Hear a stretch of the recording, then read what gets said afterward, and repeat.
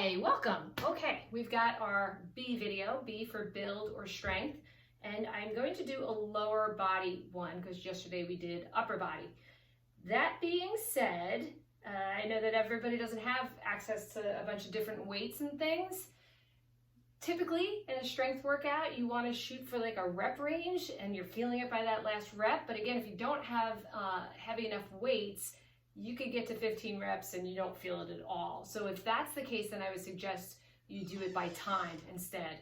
Say 30 seconds of squats or whatever the particular exercise is to the degree that you feel it. So it is a higher rep count, but I think under the circumstances, again, unless you have weights, then you won't. I'm going to stick to the 15 rep count just so that this video moves a little bit faster, but you feel free to play around with it depending on, again, you know, what size weights or what kind of bands you have.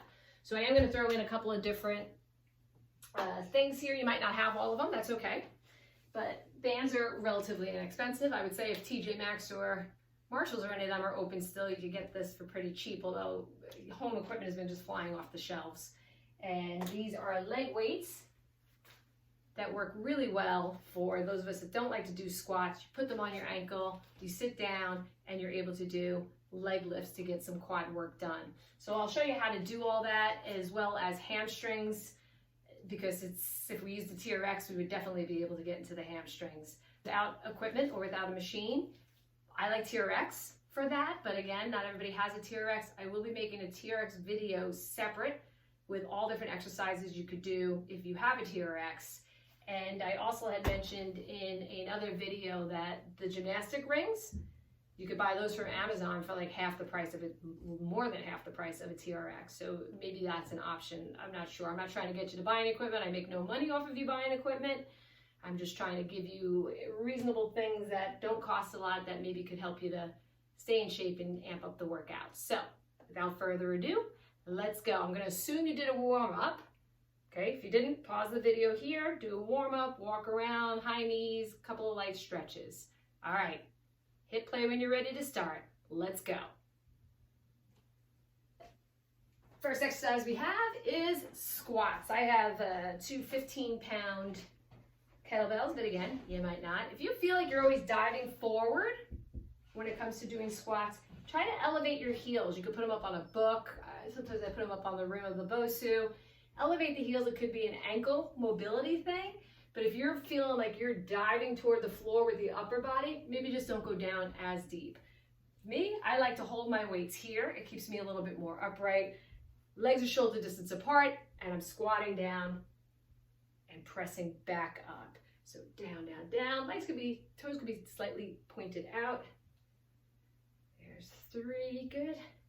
I don't have any music playing in the back, or maybe we do. My son Brendan is my new video editor because I spend more time trying to figure it out than actually getting something done. So he's been nice enough to take it on. Thank you, Bren. And you might even be able to put some music in the background. But if not, tune me out, put some music on your own. So good, solid range of motion, driving through both heels. We got 4 more. 3. 2 more, good. And last one, yes, bring it up, shake it out. Again, you want to feel it by that last repetition.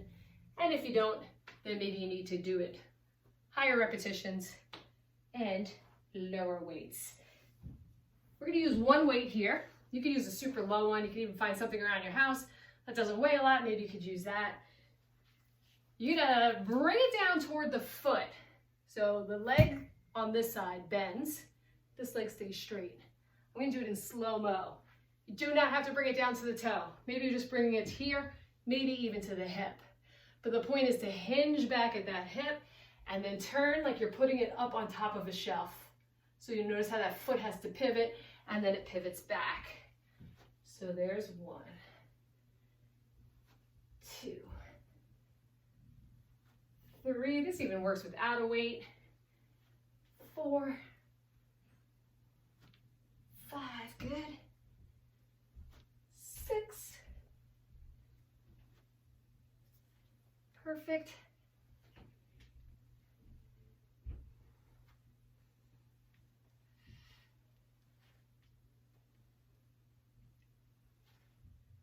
got 12 reps in there. Good. I'm gonna do 12 on the other side. Again, if I'm not feeling it, I can go up to a 15 rep. If I got really heavy weights, maybe I'm just doing 8 reps. Just make sure you're moving well. So down to there, and again, pivot and put it up as if you're putting it on a shelf. Now typically I would do, I don't know, 3 to 4 rounds of squats, then 3 to 4 rounds of this. That could get very time consuming for a video. So if you want to, you can complete, or you could go through all the exercises, rest, and then go through them again, more like a circuit format. I think that's 12. Excellent.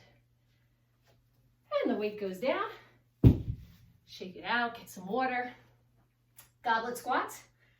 Again, yesterday, if you tuned into that video, I was using a Tide bottle. I think I did laundry, so Tide bottle went back where it came from. But you can hold a Tide bottle, you can hold anything. Just don't let it drag you forward. Shoulders are down and back. Legs are super wide. And if I turn my feet all the way out, like a dancer's plie, it gets a little wobbly. So find a spot where you can balance it. Roll those shoulders down and back, down and up. Now, you do not have to squat down so low to make the kettlebell or whatever you're using reach the ground. Because again, if I start to dive forward at the waist, I've kind of lost the point of the exercise. And then just take a look at your feet. Did one heel disconnect? Are you rolling to the outsides or the insides of one foot or both? Just try to go nice and even. That's it. We got 4 more. 3, 2, and 1. Excellent. Bring it up, shake it out. Deadlifts. So David did a great video on hip hinging and deadlifts. Those are tricky, right? If you have a bad lower back, just leave them out. You want to kind of have your arms nice and closed, shoulders are rolled down and back. You're kind of sliding your hands down your pants, like you're sliding them, so you don't want to be far away. But if I get to here and my back starts to round, that's where things could go really wrong. So it really depends on that hamstring flexibility. I want to hinge at the hips, kind of press back, find that low spot I can go to, and then squeeze the glutes forward. So it's super slow, slow, slow, and up and squeeze. Good. So down and lift, and again, and up. So far we've had the squats, we had the side lunges where you're kind of reaching down toward the toe and then like you're putting something up on a shelf. We did the sumo squats where the toes turned out. And now we have the deadlifts. But again, if you have a bad lower back, or if you are just like, I don't think this is going to benefit me at all, leave the deadlifts out. They are definitely a more technical type of a exercise to do. Not sure if you have bands. Not sure if I even do. I had a band a second ago. Oh, there it is. So this is a closed loop band. Some of the ones that we use a lot are the ones with the handles. You could tie the one with the handles, that's fine. But this is a closed loop band. You just want to step in it. Step in, so for outer thigh, I could be here. And I can do one of two things. I can either squat out and go side side. So I'm really working those outer thighs. I could lay on the floor, have my legs up, and work on like taking my legs out in a V. Or I can stand here and press out. Just make sure you keep your knees soft, right? A little bit bent. You don't want to lock them out. And you don't want to kind of turn the foot. Just push out. Side of the foot, side of the foot. And you feel it pretty quick. Now we got 8 more. 7, 6, 5, 4, 3, 2, and 1. And I spotted what I was looking for. Inner thighs. Again, we don't have a machine. I like the fitness circle when I do Pilates, but you can just grab a ball, put it there between the legs. You can even do a wall squat. Ooh, double bonus there. I just don't have empty wall around here. We're hinged back at the hips and you're squeezing into the ball. So it's squeeze, squeeze. There you go. And again, if you have a fit ball, like one of those ones that you do abdominal work on, you could lay on the floor, put it between your calves.